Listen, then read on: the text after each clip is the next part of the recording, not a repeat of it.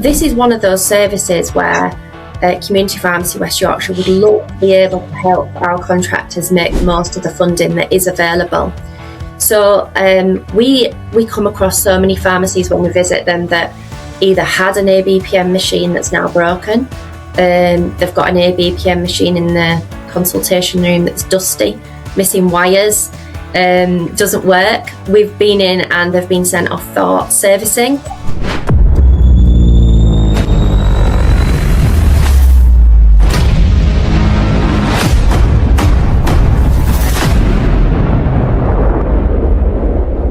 Hello and welcome back to Behind the Counter, Pharmacy and Beyond, the podcast where real stories meet real business lessons.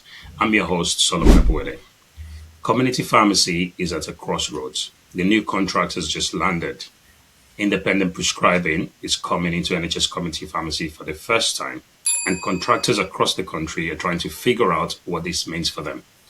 Today's guest is at the forefront of that fight, representing over 500 community pharmacies across West Yorkshire and making the case for the sector when it matters the most. Welcome to the podcast, Nicola. Hi, Solomon. It's lovely to be here. Thanks so much for the invite.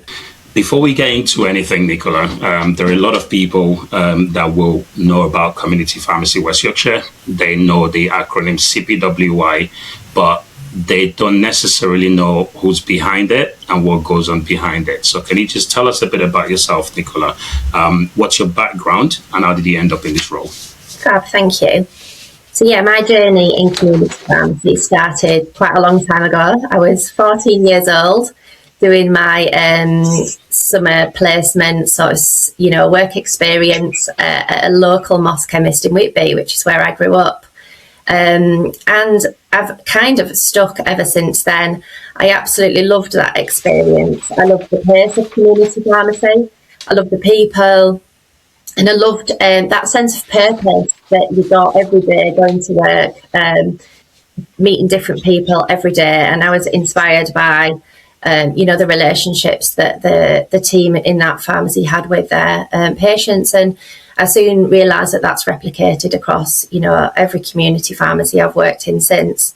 So I continued to work as a Saturday kid in Whitby in a couple of the pharmacies. I then went on to study pharmacy at the University of Sunderland. That was a great experience and I really, really enjoyed that. I qualified in 2009. And then since then, I've worked at a range of organisations from, the larger multiples to independents. And I've held a varying range of leadership positions mainly. I've been store managers at Boots. I went on to be an area manager. And my role most previous to this one was the superintendent for Weldricks, which is over in Doncaster, which was a fantastic experience, really broadened my horizons and gave me a huge amount of satisfaction and experience. All my roles have centred around leading people, which is kind of the reason why I get out of bed every day. Really enjoy leading teams.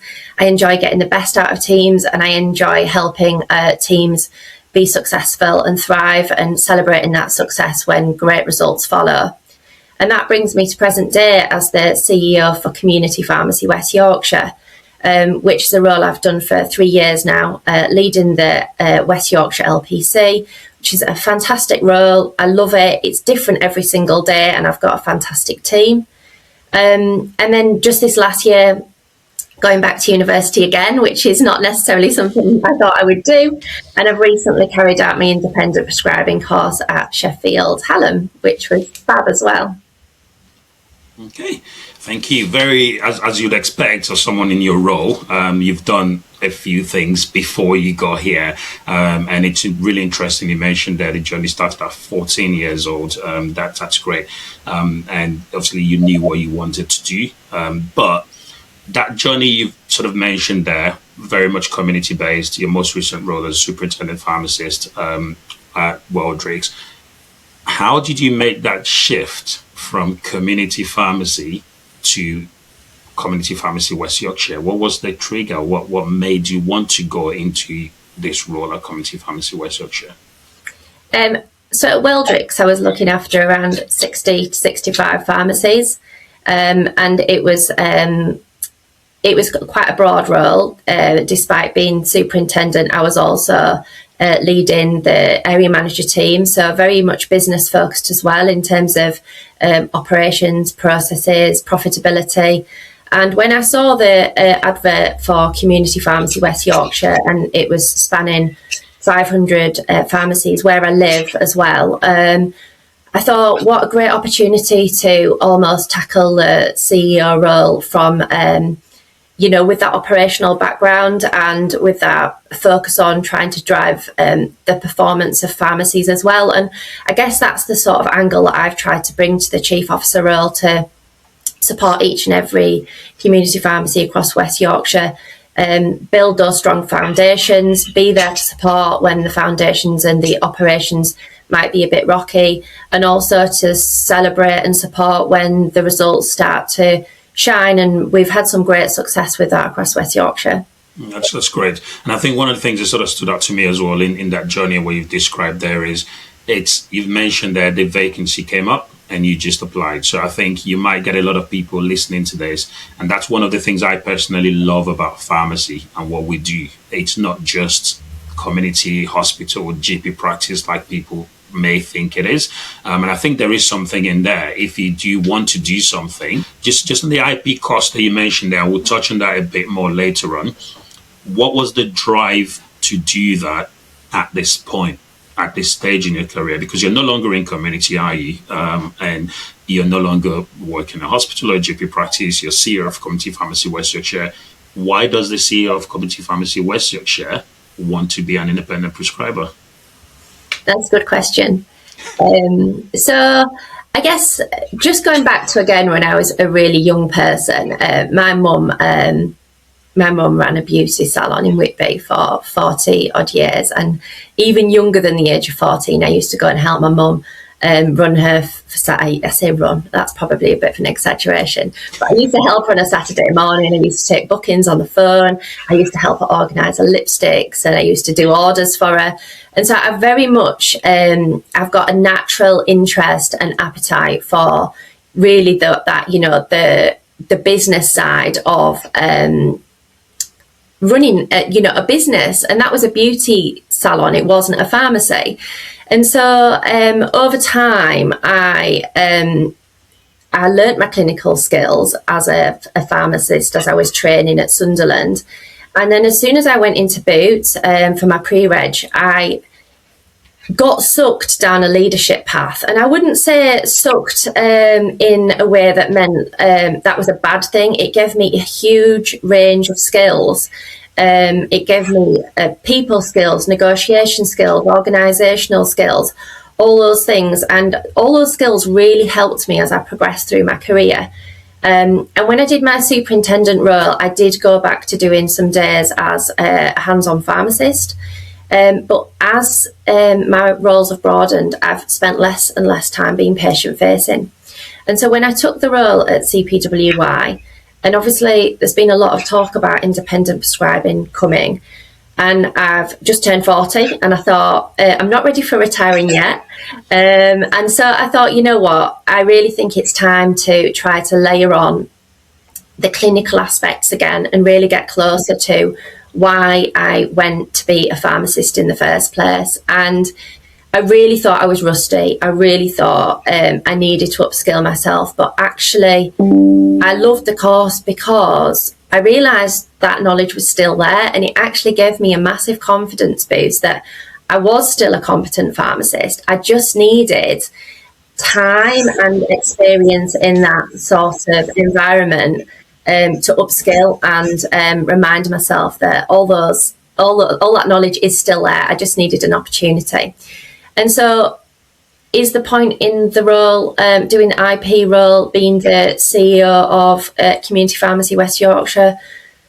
Well, the new announcement that's come out, last week around the new contract, seeing that independent prescribing is going to be part of the new contract, I'm absolutely thrilled that I've just done the course, because it makes me feel like I've got a lot to offer to our contractors, a lot of advice to give, and hopefully it'll really make me feel confident that I'm not going to be trying to steer a ship in an unknown territory that it would feel like, something that I'd been sheltered from. So I think I did it at a really great time, and it'll really help me lead that part of the contract for all the pharmacists that are going to be taking the same journey. Absolutely, and that makes sense. You can almost be talking to people about what you know about. Are there any? I mean, 13. I did my independent prescribing 13 years ago, and at the time, there was no need to do it. It was fresh. It was new. There was really no future for it. And just like you've mentioned there, I'm really glad, and we will touch on that in a bit, that it's sort of making its way finally into the community pharmacy. But that was hard for me 13 years ago, which is about 5 years after I finished uni. You just said that you just turned 40. What was it like going back to uni after all these years? It was hard. I'm not gonna pretend it wasn't. I've got 2 young kids, so trying to juggle a full-time role, uni, 2 children, and we've just moved house. It really, really did stretch me. But it was achievable, and I managed it. It's probably a really long time since I did things like academic writing and referencing. So again, it was lots of dredging things up from the past. But I think because we've all done it once, you think it's going to take a lot of effort to redo it, but it is still there, and it's still there in your brain somewhere. It's just filed away a few filing cabinets back, but a bit of effort, and it does come back to you. And I was referencing away, but there's lots of new tools now that are available that wasn't available when I was at uni, so it was actually easier second time round. I was just going to say that I'm sure you had a lot less paper, Yes. carried a lot less paper around as well. So just that's great, and I think it's really great to see that, like you say, you want to lead from the front. You recognize the gap in your knowledge, if you like, and the timing of it is impeccable as well. And I think it's a really great thing for anyone listening now today who doesn't know CPWI. What does CPWI do, and what does it exist for? Fab. So Community Pharmacy West Yorkshire is the LPC, which is the local pharmaceutical committee. So that is the representative body for community pharmacies across West Yorkshire. We represent 500 of our community pharmacies. So I spend a lot of my time working with the system partners. So I'm sort of the person that helps bridge the gap between community pharmacy and the wider NHS and government systems within West Yorkshire. So I've got relationships with people within the ICB, spend a lot of time in PCN meetings. We work with general practice, we work with local authorities and councils. And so we do that to make sure that community pharmacy is understood, valued, and very much included as part of the decision-making conversations that are taking place, especially when it comes to things like commissioning of services locally. We also, as a team, spend a lot of time looking after our contractors, supporting them, hopefully in any way that will be useful for them. So we do this in various ways. We really put a lot of effort into our communication strategy because we have a strong understanding of the ridiculous amount of communication that community pharmacies are bombarded with on a daily basis. So we try to make sure our communication is really factual, lands when you're expecting it, to the point, bite-sized, engaging, to make sure that, the communication that you hopefully get from CPWI is very easily digestible, helpful, and if you're going to spend time reading it, you're going to get something out of it that's useful. We've also started trying to develop videos because, people have different learning styles and like to learn in different ways. So we've got some clinical videos that we're creating with local stakeholders that we call quick dose knowledge capsules. These are 10-15 minute snappy videos with various healthcare professionals that help upskill quickly with some messages that hopefully will add to your practice. And we hold quite a few face-to-face engagement events. We try to keep these focused to things that are going to add value. So most recently, we've had some sexual health providers, specialist GPs that work in the sexual health clinics across West Yorkshire, and they've helped bring some of that real life hands-on experience for things like the emergency contraception that's got just recently been added to the pharmacy contraceptive service. We visit our community pharmacies all the time to make sure that we help with operationally driving Pharmacy First, the hypertension service, the pharmacy contraception service, and we do this by either troubleshooting when a service has been implemented and things haven't gone particularly well, or helping start those services afresh when maybe a GP practice has managed up to this point, or they've maybe had a change in leadership and they decide that they want to give Pharmacy First a try for the first time. They call us in. We help do training with the care navigation team. But while we do that, we also go around the surrounding community pharmacies to let them know that they might see an uplift in Pharmacy First referrals, because actually, you know, if you're a community pharmacy and you haven't been receiving many community pharmacy referrals, it's really important that you're primed and ready. And so we try to make sure that, we look after both sides of that coin. So once the service relaunches, all stakeholders are ready to make sure that the service is as much of a success as it possibly can be. Yeah, I think that there's a lot there, Nicola. Just sort of break into that a bit more. You talk quite a bit about communication. Obviously, that's big for you, and it sounds to me like you're looking for the best way to communicate and reach out to people and try in varied forms. I do receive the CPWI newsletters. Maybe this is just a me problem, right? But it comes in with a lot of other newsletters, and it can get buried sometimes. And I'm not sure whether, so you talk about the webinars, do you see a lot of engagement? And also just sort of primarily, what is it from because I know we caught off previously before recording today, and you talked about there are a lot of things that contractors don't actually know you do. So what can contractors come to you for? You mentioned there about Pharmacy First, about not receiving referrals. And I know that your team goes out. I've had a visit in one of my branches, and I've spoken to other contractors that have also had visits to come and have those conversations. But what can contractors reach out to you for? I mean, I've been a contractor for a long time, and I have reached out to CPWI over the years for the most randomest of things. You know, I've got this question about my PPD statement, and I don't know who to reach, and they have always been able to point me in the right direction. So are there anything that you can think of that contractors can just pick up the phone and email and just reach out rather than wait for you to come in? If they're struggling with a relationship with a GP, for example, can they reach out to CPWI for help?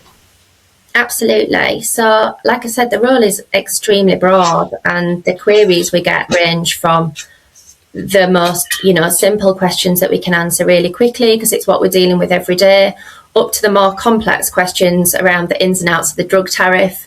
It's not just my team that support with these queries. I've got a great committee behind me as well, and they've got a real wealth and range of experience. So there isn't really something that I would say don't come to us for, because if we don't know the answer and the committee don't know the answer, we absolutely will find out the right person to support you with whatever it is you're struggling with, whether that's the ICB. The great thing about my job is the range of contacts that I meet through the ICB, whether it's the medicines optimisation team, whether it's our community pharmacy clinical lead, whether it's the primary care team. So most recently, we've been supporting with, the new waste contract in West Yorkshire, and knowing who the right person is within the ICB to help with those sort of queries.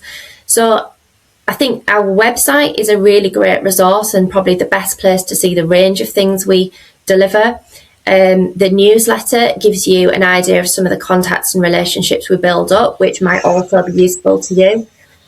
We support with community pharmacy assurance framework monitoring visits. We'll come out and do MP visits with you. So we do a lot around advocacy, around trying to raise the profile of what community pharmacy in West Yorkshire does, what we do well, and also trying to raise the awareness of, the financial challenges that community pharmacies are facing. So I would say, be open-minded, pick up the phone, send us an email, use our WhatsApp group, because that'll give you a real great idea of the different conversations that are going on across the patch. And if there's something that we're not doing that you would like us to do, then let us know, and we'll always take that into consideration, because we just want to be there to be as helpful as we possibly can. I've learned something new about CPWI. Then I didn't know there was a WhatsApp group. Why am I not in it, Nicola? Why are you not? We will sort that out straight after this conversation. We should do, please. So, what's the most underused service or support that you see? I know you've got the data. We've spoken about this. And what is it that contractors are just not using? They're just not doing. The most underused service or support that CPWI offers, but we're just not picking up on. So I think there's a range of services across West Yorkshire where we've got really high sign-up rates. So, for example, Pharmacy First is around 95% sign-up rate. The DMS obviously is an essential service, so everybody should be doing that. And then we've got the hypertension case finding service, which is at 93% sign-up rate across West Yorkshire. So if we start with the hypertension service, in January, there was only 66% of our pharmacies in January that claimed for both a blood pressure check and an ABPM check. 20% of our pharmacies in January that are signed up delivered neither. 39% of our pharmacies didn't claim for an ABPM check when they did do a blood pressure clinic check. And so this is one of those services where Community Pharmacy West Yorkshire would love to be able to help our contractors make the most of the funding that is available. So we come across so many pharmacies when we visit them that either had an ABPM machine that's now broken, they've got an ABPM machine in the consultation room that's dusty, missing wires, doesn't work. We've been in and they've been sent off for servicing. And so, we know the rules of the service spec. We should always have, a functioning ABPM machine. And over time, we are finding that more and more pharmacies are getting used to this service.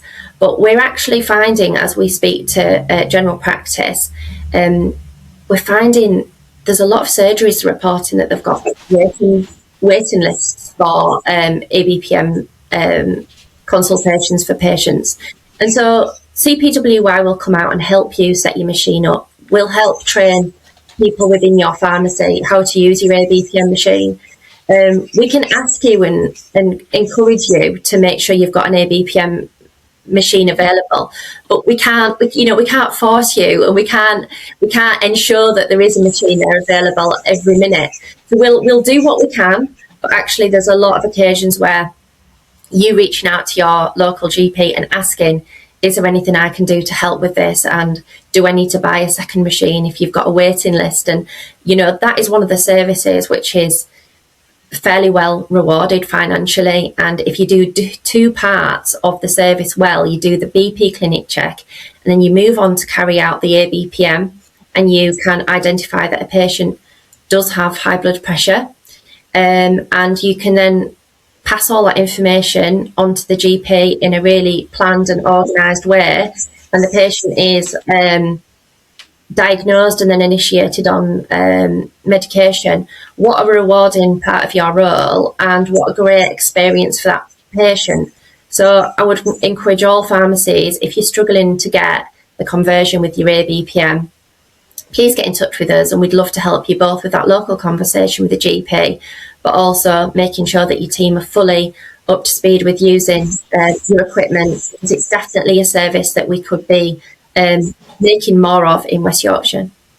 Yeah, and it's, the numbers you've given there are staggering. And again, this is sort of part of the new contract where money that's been left behind in Pharmacy First can now be reclaimed. But we've got a problem, haven't we, Nicola? Certainly in West Yorkshire, and I'd imagine it probably is the same across board nationwide. And that problem is that we've got the contract in community pharmacy, but we're not doing it. And that's an age-old problem. Now, speaking as a contractor, being on ground, we know what it's like. It's not easy. It's not for the want of trying. But you've got the data of these pharmacies, presumably, that are doing the service but not claiming. That's the worst of the two, and the ones that are not doing it at all. So are you targeting those pharmacies? Because you've mentioned then they can reach out to you and you would support, but you've got the data, you know who they are. So if you know my pharmacies, not doing services they're not claiming for, are you targeting us specifically? Are you targeting the pharmacies that are close to the GPs that are saying we've got a waiting list of ABPM? And are you saying to them, ring your GP, we know that they have a long list? How does it actually work to support these pharmacies? Yeah, absolutely. I guess it is a combination of all these things. We really try to use a data-led approach and make our lists of where we think we can make the biggest impact. So yeah, we do that. And in terms of DMS, that's one of the focus areas where we have great relationships with the trusts locally, and they provide us with we get the data through BSA, but then they also give us feedback where they feel like a consultation has been carried out but not complete. So we do use the data to carry out targeted phone calls, targeted emails, because since the DMS service has been changed in terms of the claiming process, it takes seconds to do that now. It's a really easy claim process. We've just actually launched a quick dose knowledge capsule video on that, just to try to remind people of how easy it is to claim for DMS. A lot of pharmacists say it's an essential service, so they do carry out the service for the good of the patient, but they just then don't claim it because they're quite happy to forego the fee because they see the service as quite a tricky one to claim for. However, I guess my message to that would be, please think about the relationship with the NHS trusts, not just for your community pharmacy, but the community pharmacies both locally across West Yorkshire and nationally, because it's the trusts that use that claim data to use as a steer as to the effectiveness of the service.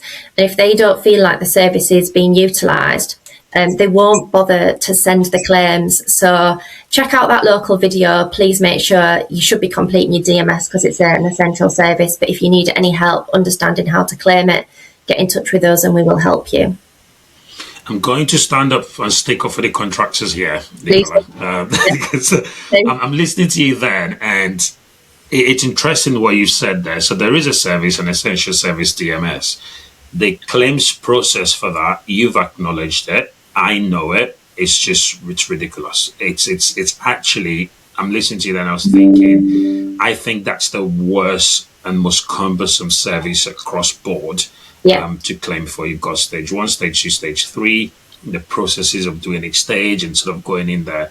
And you've got pharmacies that have said to you that, well, we see it as an essential service. We're doing it anyway, but we're just not going to go and claim for it. Mm-hmm. Now that's telling, isn't it? Because you've got these pharmacies that are saying we're doing the right thing, but the process of claiming for it is just so cumbersome that, and perhaps the amount of money that I'm going to get for it is just not worth the time for me to go and put it on.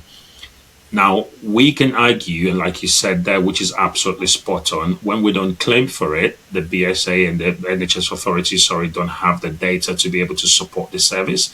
And that's a valid point. But is there a case here for simplifying the claims process, do you think?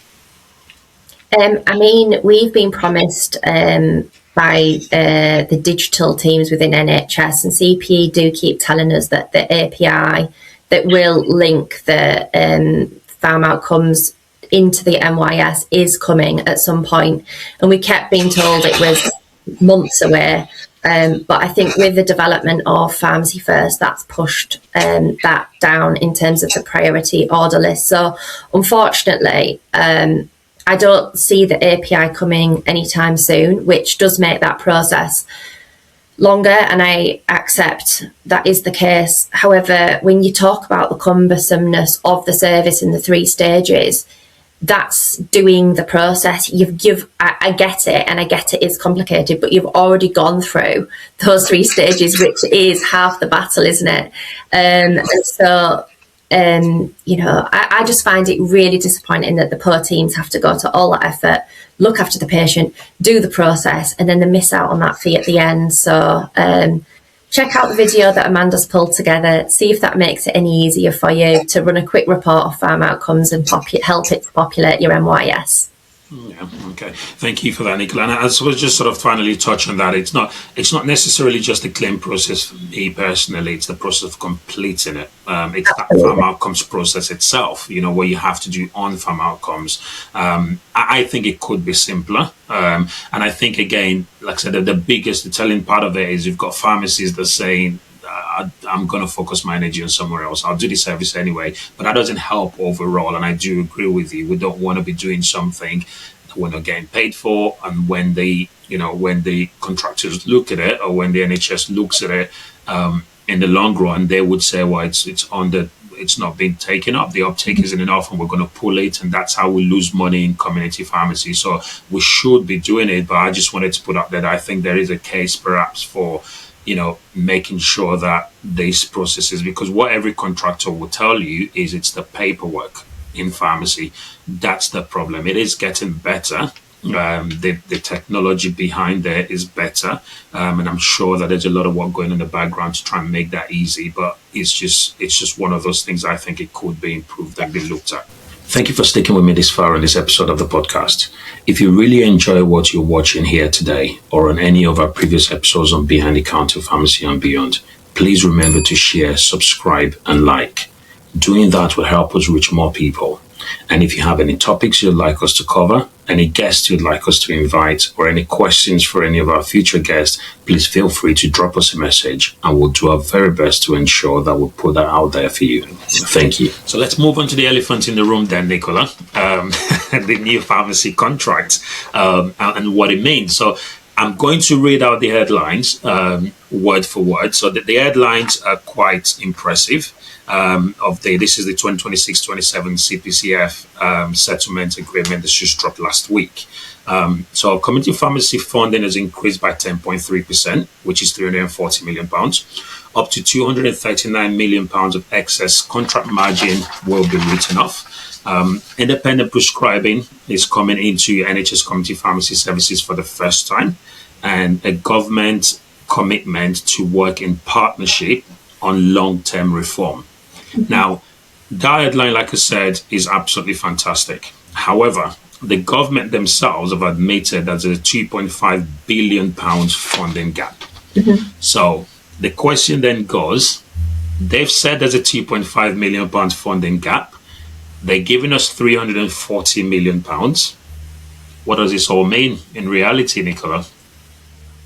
Well, it's a tricky one, isn't it? I think CPE have had a really challenging set of negotiations with the government.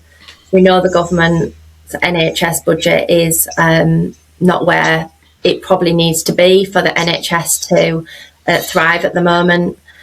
The negotiations were challenging, and I think a 10.3% uplift is significantly larger than we've seen in previous years.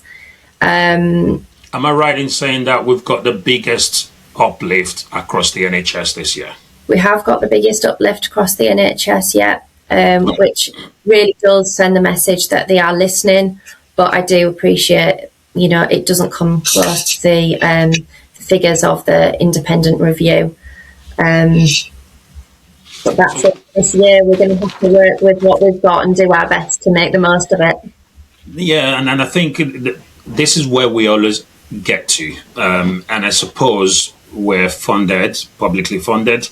Are we ever going to really get what we want? I've said this many times on the podcast. We need to start looking elsewhere. We've got the biggest funding increase across the NHS. I do agree with you. That's a big step. We should celebrate that to an extent.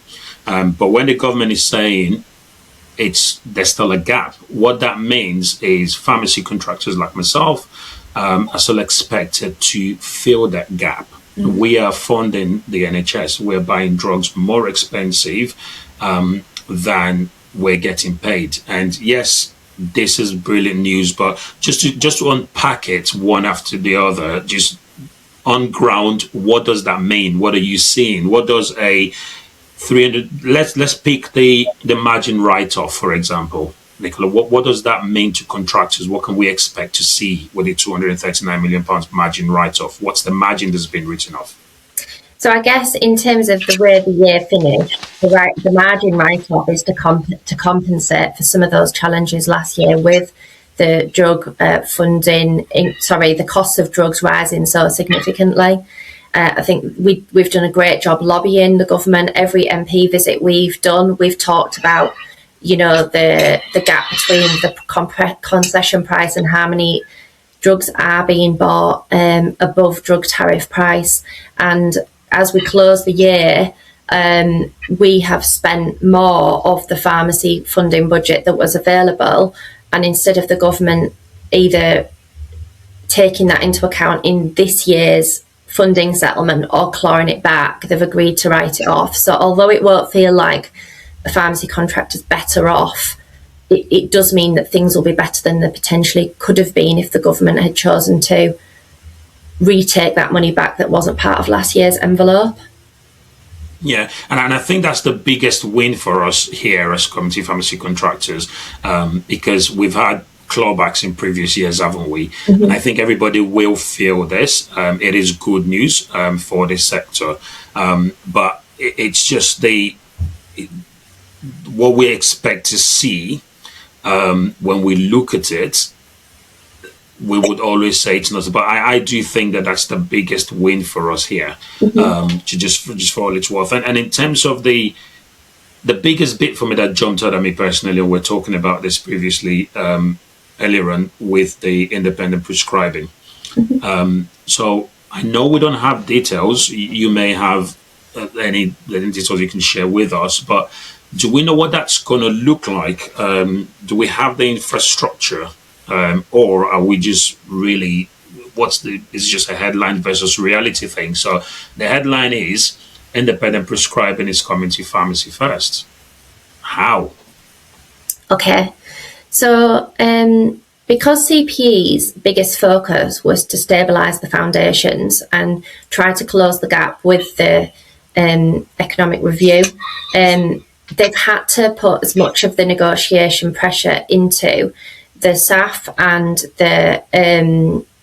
the margin allowance, which means the majority of the uplift has been put into the dispensing and supply part of our contract. And while the announcement of IP is positive, it's a great development in terms of our contract, there's only £11 million left in the pot for the independent prescribing part of our contract, which sounds like a lot of money, doesn't it, to you and me? But when you divide that by 10,400 pharmacies across the country, obviously at the moment we don't obviously have a prescriber in all of those pharmacies, but the money left on the table for the independent prescribing isn't where CPE would have wanted it to be. So in terms of the headlines at the moment, what we do know is that Pharmacy First and the Pharmacy Contraceptive Service will be allowed to be delivered by a prescriber, prescribing the medication rather than using the PGDs, but the funding will remain the same. And there will be they've talked about potentially 5 additional conditions which will be able to be tracked under the Pharmacy First umbrella, but in a prescriber way. So it'll be things like conjunctivitis, oral thrush, potentially respiratory tract infections, which is probably the one that will be the most exciting for our pharmacists to get their teeth into in terms of a new skill set. We will have to wait for the details for, more in-depth information about that, but that's where it's looking at the moment.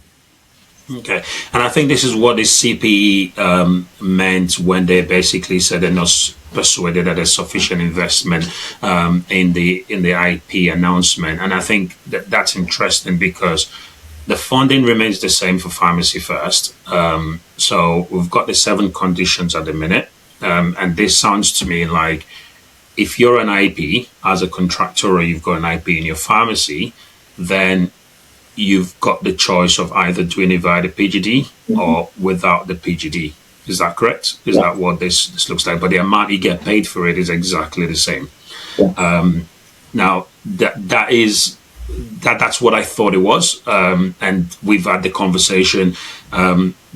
I don't think, and this is my view, I don't think that goes far enough. It is a starting point, and it does feel to me like it's a headline announcement because it doesn't really, nobody's going to do anything differently. There's no incentive for me to put an IP in any of my pharmacies and pay them more because I'm getting exactly the same thing. The PGD is there anyway, it's available, so why not? These 5 new conditions, and you may not know this, are they going to be PGDs for them or are they strictly IP?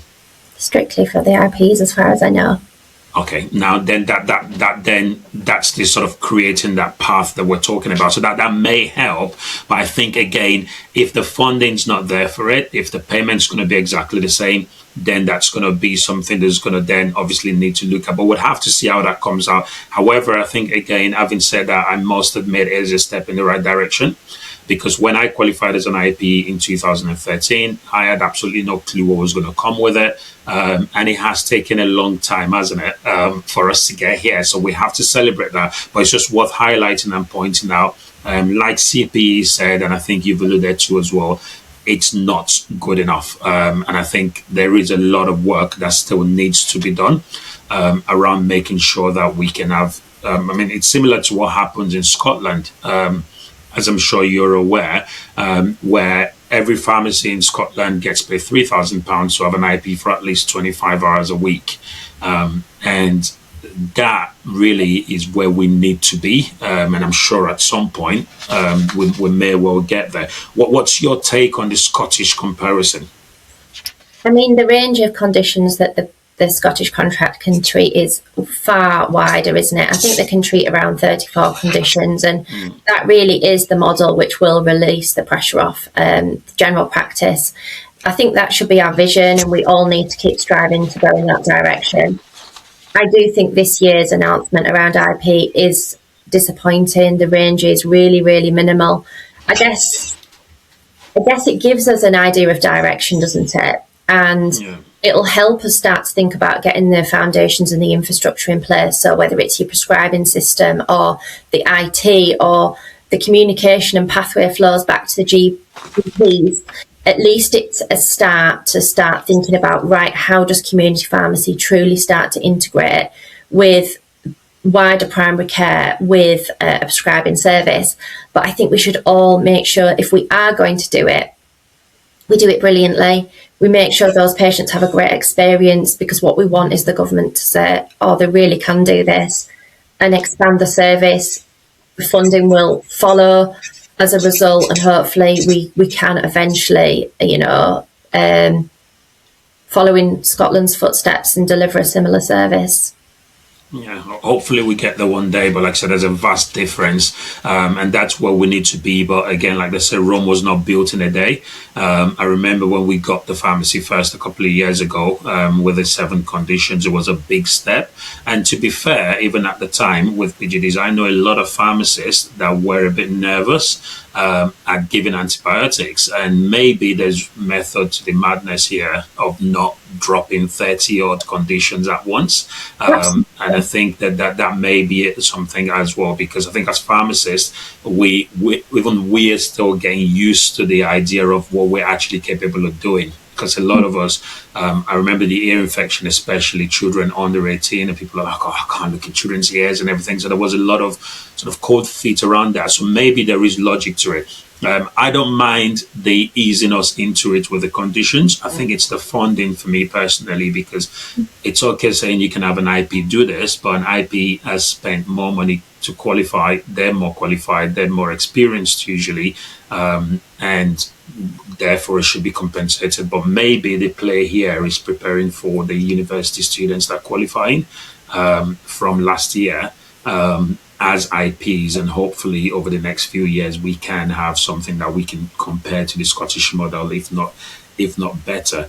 So, talking about IP, then, if you've got a contractor or a pharmacist listening to this today, they've been qualified for say 5 years. They've heard you say you've gone and done your IP course. We're talking about independent prescribing coming into the NHS community pharmacy, and they want to go out there and take that leap now. Is it too late? Is autumn too soon for them? What would you say? And can CPWI support with that in any way? Absolutely. Great question, and very topical, because we are currently doing a series of blogs to offer support to anybody that is considering taking on the IP course. It coincides with the additional funding that's just been announced for the courses to be funded with the universities that are eligible for that. So we're doing a series of 5 blogs, one of which is yours, Solomon. So thank you for that. And then on the 30th of June, we're going to hold a webinar which has a panel of 5 experts that have either done the IP course, a DPP, a university representative, and then some practicing community pharmacies that are already prescribing and have experience to share. So that's probably a good starting point if you're considering being an IP, but it's never too late. I think despite the narrow amount of NHS services currently available, we've had the NHS Pathfinder. Outside of that, we haven't yet had an NHS service. The recent workforce survey in West Yorkshire showed that there's 18% of our pharmacists are prescribers, and 50% of those are prescribing in some sort of capacity already. So that must be in a private capacity. So I think it shows that if you do your prescribing course, you don't need to sit around and wait for something to happen through the NHS. And I think it'll be those pharmacists that have been prescribing in a private capacity that probably hit the ground running because they've got the experience, they've probably set the governance up in the background, had all those interactions with patients that will have perfected the consultation skills. So there's definitely things you can be doing with your prescribing while we wait for the contract to catch up and broaden what we have available to us through the NHS. Yeah, and there's no doubting that that's the future and that's where this is going. But I think every time I think about this, what sort of almost drops to mind is, as a pharmacy contractor, go for it. Because you will always have the opportunity to prescribe, like you say. There's a lot more coming on that in the webinar that you mentioned there, on how we can sort of implement that. But I suppose the question for me, and when I talk about it not being big enough or good enough, is we need to almost think about it. I mean, you've got 2,000 odd pharmacists qualifying every year. Last year you had 2,000 new prescribers. This year you're going to have another 2,000 new prescribers, and so on. Where is the work for them? Because in my pharmacies, if I'm an independent pharmacy contractor, I'm an independent prescriber, there isn't a structure for it. I'm not getting paid more to deliver pharmacy first. I'll do it myself. And I think that's my biggest question around it, because over the next 5 years, you're going to have 10,000 people at least that are sort of fresh, new 10,000 prescribers. Are they really ever going to get any work? The way they can do that would be for literally the IP to be fully integrated into the community pharmacy contract. And I think that's where we need to be. Sort of just going back very quickly, we're talking about the cost of drugs. I've always thought this, and I'll put the question to you, it's just come back to my mind now. Isn't it easier just for the government to fix the problem at the source, i.e. the suppliers, the manufacturers, whatever it may be, because there's a lot of talk around pharmacies buying drugs more expensive than they're getting paid for. There's a lot of pressure on the NHS, on the government. The money isn't there. The pharmacy minister, I think a couple of years ago, said that the government cannot afford to fund pharmacy medicines pound for pound, and things like that. So why are we letting the suppliers, manufacturers charge more than the drug tariff price? I'm sure there's a sensible answer to that question, and it's not as simple as I've put it, but over to you. I think I'm asked to answer that question. I don't think there is a simple answer to it. I guess for me, the biggest win of this contract, you feel like the write-off is the biggest win, and I understand that. For me, the biggest win feels like this commitment from the government to reform the contract. And I feel like year after year, the contract gets a few tweaks and a few changes, but there's so many people that say it's fundamentally broken, and a new contract is simply a sticking plaster over something that's not working. And I think as we go into these new conversations with the government around reform, I think it's really important that all contractors play their part and feed into CPE what the world could look like. I think we need to think about whether it is supplying medication to the community pharmacies that's already been purchased, or whatever it is. There's lots of options, and I think we should all be open-minded and think about the contract with open eyes, like a fresh piece of paper, and feed into your CPE reps, your LPCs around your opinion of the contract. So as this reform conversations start, hopefully we come out with something that's fundamentally different rather than just a slightly tweaked version of what we've always had. It doesn't surprise me, by the way, that you and I have two different wins in the contract announcements. Obviously, that tells you where our heads are and the hats that we're wearing. I still think it's the clawback or the lack of it. But having said that, I think you made a really valid point. That's just as important. And I have said many times on this platform as well, I think the contract as it is outdated. I personally don't think we should be getting paid based on the number of items we dispense. I think it's causing a lot of trouble. I think one of the other things that's been mentioned in the announcement regarding the contract is around the nominations and the PMR systems that sort of built this auto-nomination thing and everything else. So, and I think the reason why that's a problem is because we're all fighting for the number of items. And I think we really need to move away from that. That's going to be a big piece of work. It's great that, the government's committing to start that. And that will take as long as it takes. But if we can get that right, then yes, I do agree that would be another big win, because the contract we've got at the minute certainly isn't fit for purpose, in my opinion. Just talking about Pharmacy First and claiming then. So the contract also talks about, or the announcement, talks about late payments can now be allowed. How much of a problem was late payments for Pharmacy First?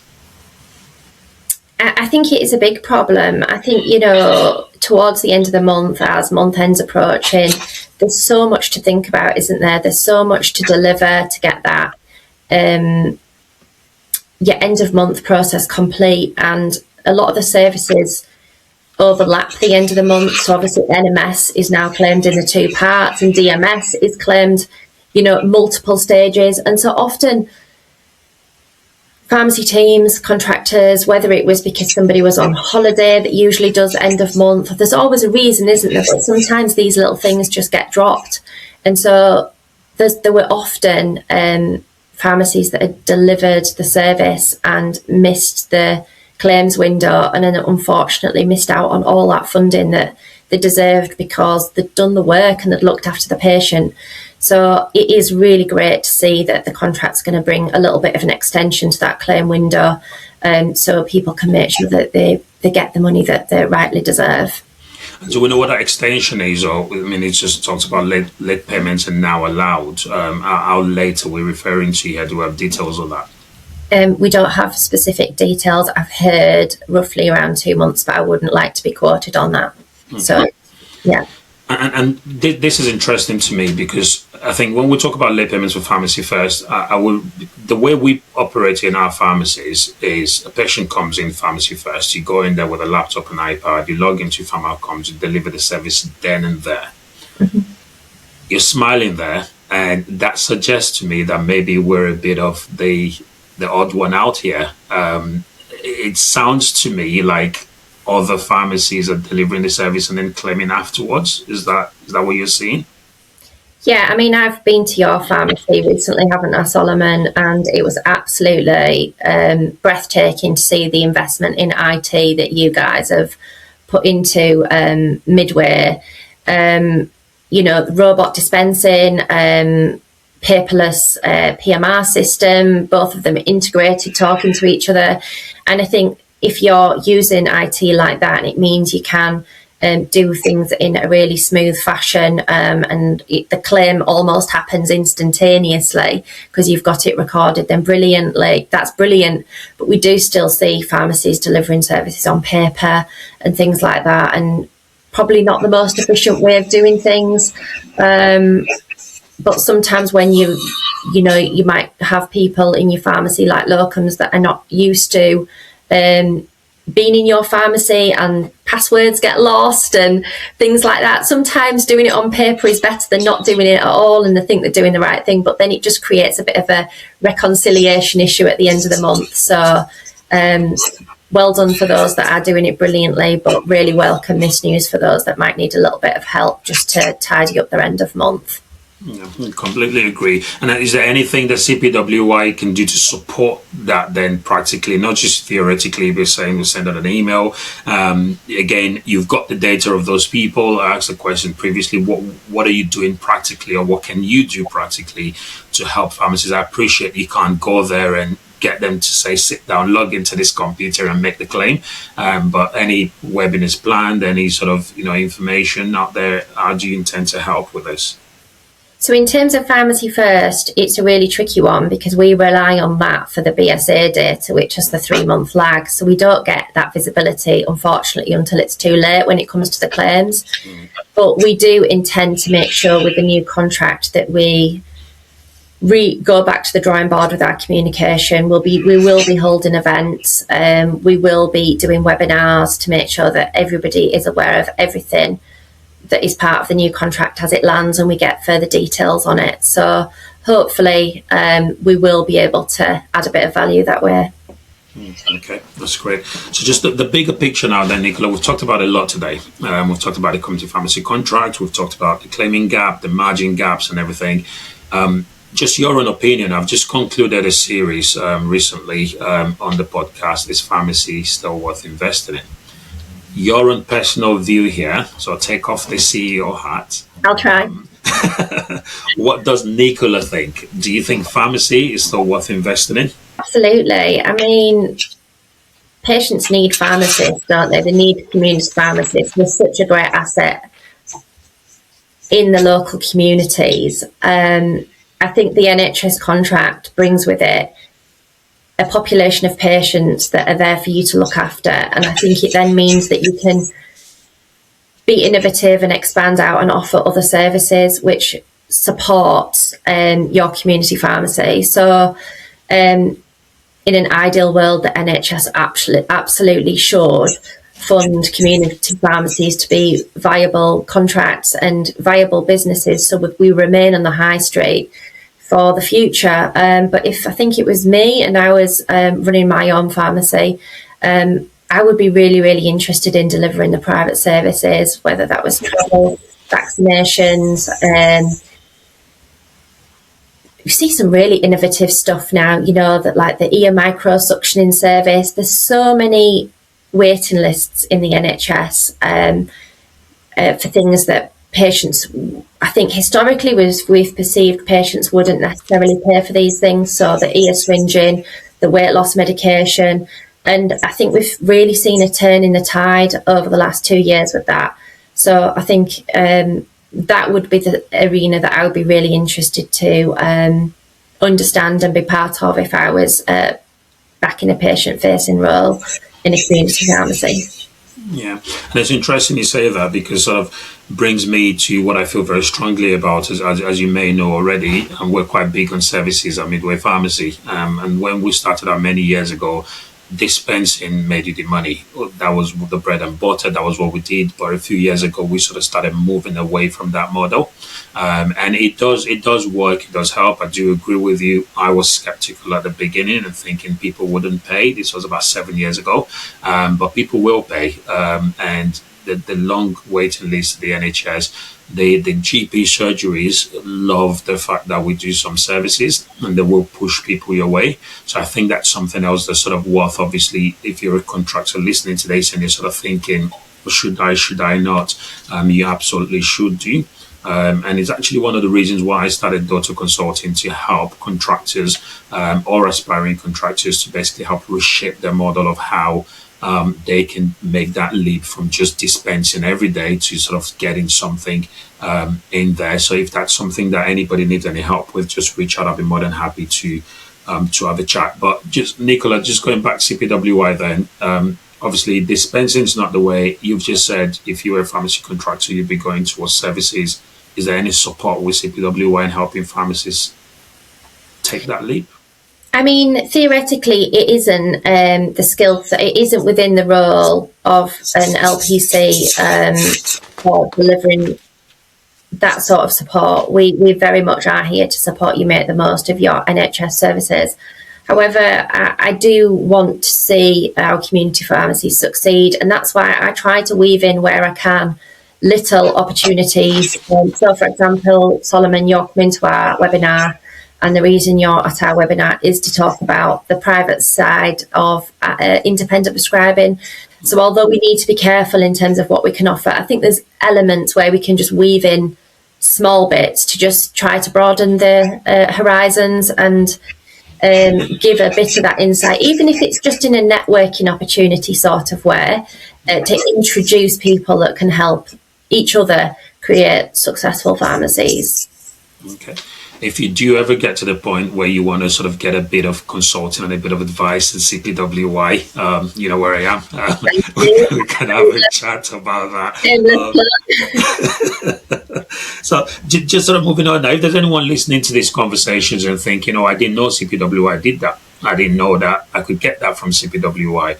What's the first step? How do they get in touch? How do they get in contact? How do they make that first move to reach out to CPWI? And what can they expect when they do? Fab, thank you. Please do just get in touch. We've got a very easy email address. It's info@cpwi.org.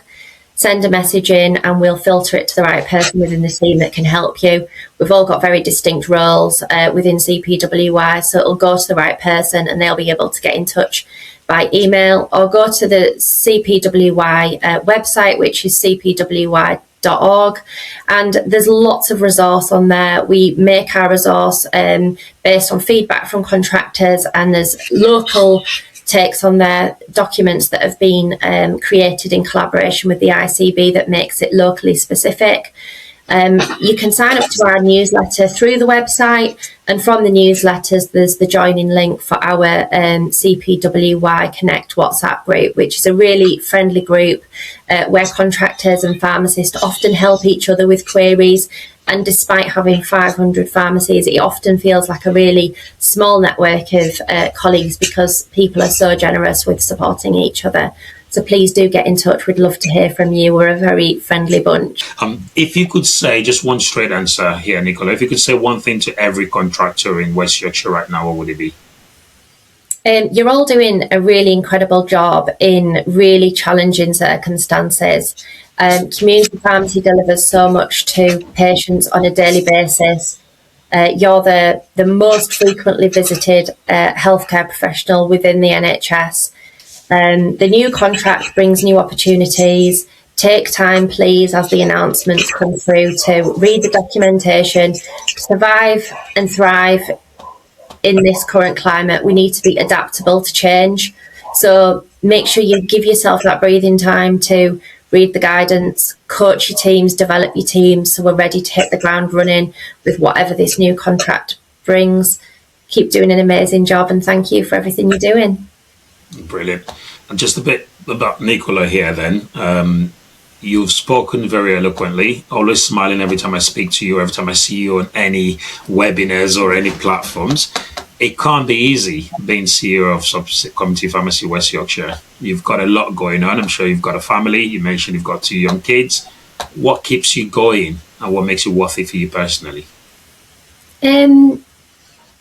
I think it's seeing the progress. Every time I visit a community pharmacy, I learn something new. And the number of pharmacies that I've visited in the last year, the change, I would say, is more significant than the change I've seen in the last 15 years. Automation, paperless dispensing, the IT systems that are being used to make the job so much more efficient than when I was doing it. And I think seeing that change and the progress makes me excited for the future of community pharmacy. And I just love learning and being part of the journey with you all. That's brilliant. That's good. I think, again, well done. You're doing a great job. It can't be easy, like I said, and I know that there's a lot going on in the background, but obviously you sort of keep it going and keep smiling. That really does help. Right. So we'll go to the listeners' questions section then. So what I tend to do on some of my episodes is I take questions from listeners, and I don't think you knew this was going to happen, but we have sort of got feeders out there, and we've asked our listeners to put some questions forward for our guest. And I've got 4 questions for you. I'm going to read them out to you, and then I'll let you just sort of answer the questions. And if there's anybody listening that you've got any questions that you'd like us to address to a future guest, please feel free to drop it to us, and we'll do our very best to engage with that when the right guest comes up. So here you go, Nicola. The first question. This is from a pharmacy student. And she says, I'm studying pharmacy. Could you tell me what the profession is really like and what I should do to prepare for it? So I think community pharmacy is a really friendly profession. I think there's a saying, isn't there? It's not what you know, it's who you know. Within community pharmacy, there is just so much information that's available out there. And sometimes you just don't necessarily need all that information in your head. But as you go through your career, I would say the benefit of that friendly network is people are so generous with the time. Get to know people, get to build a strong network, and it'll be that network of people that help guide you, point you in the right direction, and then hopefully help you succeed. Don't try to keep everything in your head in terms of resource and guidance, because it changes on a daily basis anyway.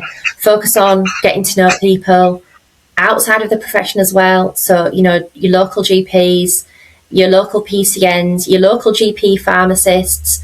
You can learn so much and get a really strong network around you who can support you throughout your career.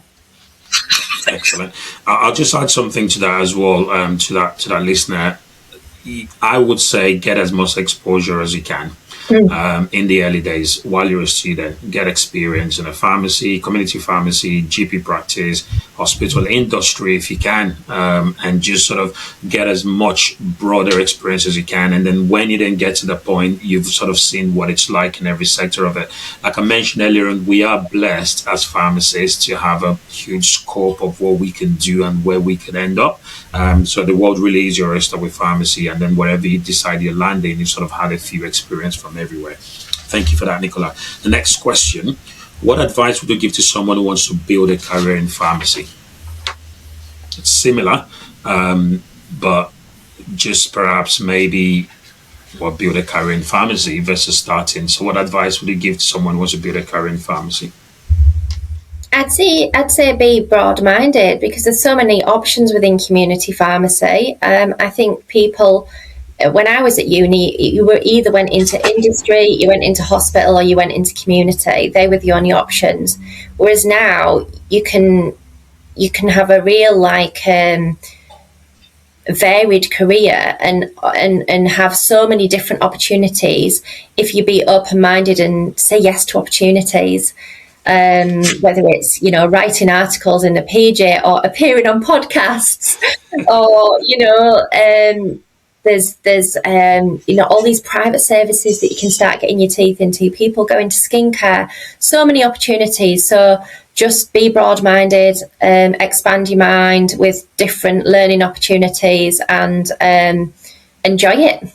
Yeah, I think also don't limit yourself. When I started out in pharmacy, even though I had an idea or I had the dream or vision of owning my own pharmacies, I mean, I couldn't have really dreamt any of the things that I've actually done. And this is even outside of obviously being a pharmacy contractor. So I think don't limit yourself on day one. There are loads of things that you can do, and that'd be what I'd add to that. The next question: what do you wish more people understood about the role pharmacies play beyond just dispensing medication? I mean, I probably can relate to this in the same way that every community pharmacist can. The number of times I've heard when it was me at the, behind the counter in a pharmacy, and people would grumble and just say, just pass me the box, I can see it and it's right there. I've heard it more times than I wish to remember. And it's one of those moments that really, I try, you mentioned about my smile, but I do have a fiery side as well. So that creates a bit of, heat in my tummy, and I get really, really cross inside because people don't understand, do they? We've all been to university for a long time. We've all trained and we all continue to learn throughout our career. And so there's a lot more that goes on with dispensing a medication, even just that dispensing side. There's a lot of responsibility on our shoulders, and then as we layer on all these additional services, it all just adds to the complexity and the responsibility of the role of looking after our patients. We keep shouting for more services, don't we? And we keep saying we've got the capacity to deliver them, but it's a huge responsibility and we have to do it right. And there's a lot more going on behind the scenes in a dispensary than people realise, and I find that quite frustrating sometimes. I think every single pharmacist, probably has that same frustration. And it is, I remember a long time ago when I first qualified, I think it was the electronic repeat dispensing, or not electronic repeat dispensing, had just become a thing then. And I was locuming and I saw this leaflet that's been prepared by probably CPWI at the time, and it was talking about what repeat dispensing was and how you can sign up for it and your doctors. And there was a particular line in there that sort of stuck with me, and it said, you go to your pharmacist, and your pharmacist is an expert that's been trained in drugs and has gone to university for 5 years. And I remember thinking to myself, I'm like, they felt the need to explain to the general public nobody said in there that your doctor has gone to uni for X years and is an expert at diagnosing. And it stuck with me ever since then. And you're still seeing it. And unfortunately, it is changing. I have a lot of patients that will come to see me and say they'd rather see me than speak to their GP. I have a lot of friends that would ring me and say they trust my judgment and opinion rather than the doctor's. Obviously, that shouldn't be the case, but I think it is changing, but it's still very frustrating because even up until now, a lot of people think that we just put on white coats and put medicines in a box and hand it out to them. But obviously, there's a lot more that we're doing, as we've touched on in here. So I think it is changing, but for me, that's what I wish people understood. And I still think there's a big role. I always sort of picture this huge billboards everywhere across the country, sort of saying your pharmacist is not just a dispenser of medication or something. But I think there needs to be sort of the public education. But I'll tell you what's been really great for it, to change that narrative: pharmacy first. I think that has been really, really great. The 7 conditions, antibiotics. And I say antibiotics because for the general public, that's the cue, isn't it? Antibiotics are a big deal. You have to go to the doctor for them. Now you can get antibiotics at the pharmacies. So I think that's really, really helped. But that's a frustration as well. And that's the one thing I think we agree on that we wish people knew about pharmacies. And the final question, and this is from a clinical pharmacist. This is a bit more technical, so I'll let you answer this one. She says, how is CPWI working with GP practices and the ICB Medicines Optimization team to ensure a joint-up response when supply chain shortages affect patients on critical or long-term medication? So it's a real challenge at the moment, isn't it? There's so many shortages. There's so many lines that go out of stock, and the medication that people need for their long-term conditions. So it adds huge amounts of pressure to both community pharmacies and general practice, because the amount of admin that's involved in resolving those problems for patients is huge, and it's unfunded at both sides of the, for both professions. We don't have enough time, we don't have the funding in our contract to be carrying out that activity. But as professionals, we know we need to do it to look after the patients. So I work closely with the medicines optimisation teams in each of the 5 places across West Yorkshire, and they often get in touch with me to discuss what are the shortages, what are the alternatives, and I work closely with community pharmacies to try to guide them in terms of, these are the next steps, this is what you need to do, make sure that you think about the patient, please get in touch with your GPs, always try to do it if you can via email, so there's an audit trail, to make sure that as we try to resolve this, the patients are the front and centre of the decision. But not easy. I totally appreciate when the number of shortages are significant. Yeah, and I think I'll tell you one thing from me, Nicola, please, to take into that closed room meeting the next time you're in there. As you're aware, 2 of our branches were part of the IP Pathfinder program, the NHS Pathfinder program, and one of the protocols on there was a QOS protocol, the Quality Optimized and Safer Prescribing protocol, where we basically did unavailable medicines. And what that gave us the ability to do during that Pathfinder program was to be able to swap, Ramipril 1.25 capsules has been out of stock, of all strengths of Ramipril, and we were able to say, well, the tablets are in stock, have a quick chat with the patient, and we can prescribe the tablets. I think, like I said, please, from me, when next year in those meetings, that's the one thing I think really would just make everybody's life easier, just building on that last question, because you've got prescribers. We're being acknowledged that IPs can now go in. We're thinking IPs for pharmacy first and 5 additional conditions.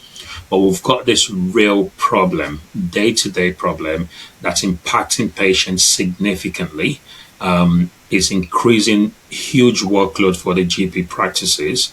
And to think that in this day and age, a pharmacist cannot make a decision around whether to switch Ramipril 1.25 milligram capsules and give 1.25 milligram tablets instead. To be fair, well, I suppose legally it needs to be prescribed. I was going to say, to be fair, you don't even need a prescriber for that, but you do legally. It's a prescription-only medicine. So I think for me, that's the one thing I would be pushing hard on, to just give the prescribers that flexibility. You do have the SSPs that go out for these things, and the reason why I think the SSPs exist is because you don't have prescribers, or you don't have enough prescribers, because if you had prescribers, then you don't need an SSP. And that's just sort of getting around the legalities of it. So I think that's the one thing for me, and that would massively help. It would help the patients, it would help the GP practices, it would help the pharmacies, it would help yourself, it would help everybody, if we can achieve that. And that's just the one request from me, Nicola. When next you're in those closed rooms having those meetings, and you guys are talking about prescribers, QOS protocol, please. Okay. Now, today's conversation, Nicola, I think it's been great. And I think if anybody is sort of listening, and you touched on it very briefly earlier, Nicola, about the webinar that's coming up. And it's called Your Path to Independent Prescribing. And myself and yourself are among, I think, there's 5 panelists that we've got. And that's coming up on the 30th of June at 7 p.m. If any of what we've discussed today has been of interest to you, please go on the usual websites, cpwy.org, and register. You probably would be getting it through your inbox if you're registered for the newsletters. Nicola shared all of the details, and it'll be really lovely to see you guys there, and sort of let's get engaged and let's talk about this. Before I let you go, Nicola, is there anything we haven't covered today that you want the contractors or pharmacists listening to this to know? The floor is yours. I don't think so. I think we've covered a lot. It's been a really, really lovely conversation. I think we've covered everything that I had to discuss. Fantastic. Thank you. Thank you for joining me again, Nicola. And this brings us to the end of today's episode of Behind the Counter Pharmacy and Beyond. I hope that you've got value from today's episode. I hope that it's been helpful. And before I go away, just some key takeaways, just some key summaries of what we've discussed today, Nicola.